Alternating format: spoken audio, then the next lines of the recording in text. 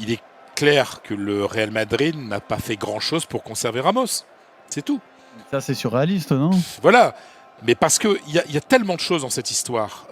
Premièrement, Ramos a tendu la corde jusqu'au bout.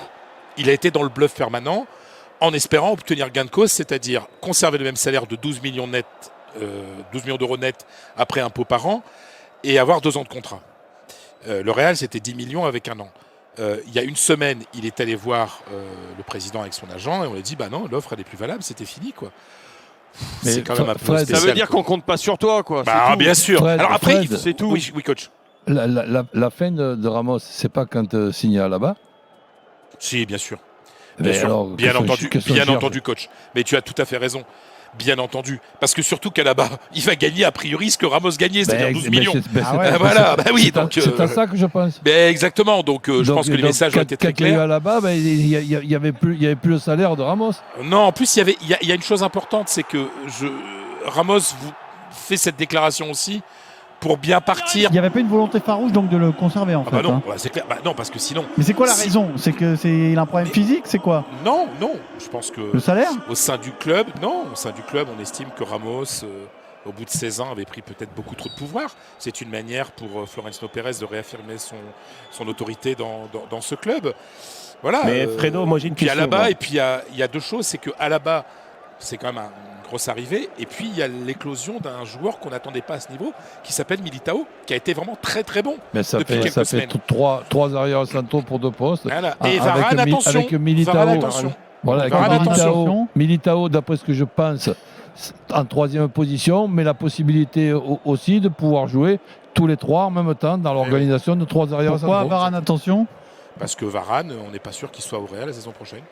Parce que lui partirait parce qu'il a encore 1 an de contrat, lui, qu'il a envie d'un salaire beaucoup plus élevé, que c'est pas la première fois qu'il a failli partir, qu'en 2019, il a failli partir en Angleterre et que c'est Zizou qui, quand il revenait après ses 9 mois sabbatiques, l'avait convaincu de rester en lui présentant un projet.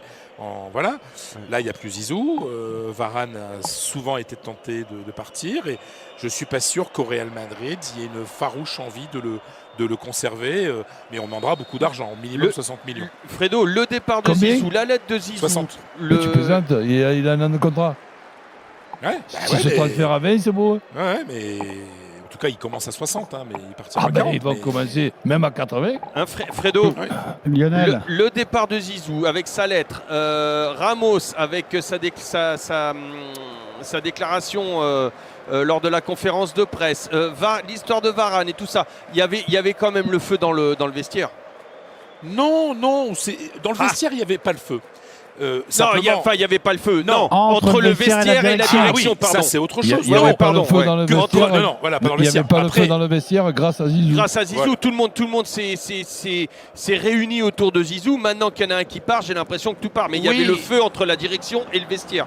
Oui, parce qu'il y a eu le Covid qui est passé par là. Il y a eu la baisse de salaire acceptée.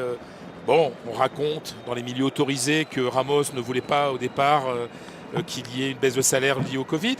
Vous savez, la saison dernière, quand il y a eu 10%, et il y aurait eu 20% de baisse de salaire si la Liga n'avait pas repris, on raconte que Ramos aurait dit pas question, ils ont de l'argent pour payer Mbappé. Ils auront de l'argent pour payer Mbappé et Alaba, et nous, ils veulent nous baisser notre salaire. Voilà ce qu'aurait dit Ramos dans le vestiaire. Et dis-moi, Fred, quelles sont les réactions des supporters là? Est-ce que tu ressens déjà quelque chose? Non, mais les supporters, de toute façon, ils seront derrière le club. Ils sont toujours derrière ils ne seront pas derrière Ramos. Mais bien sûr que non.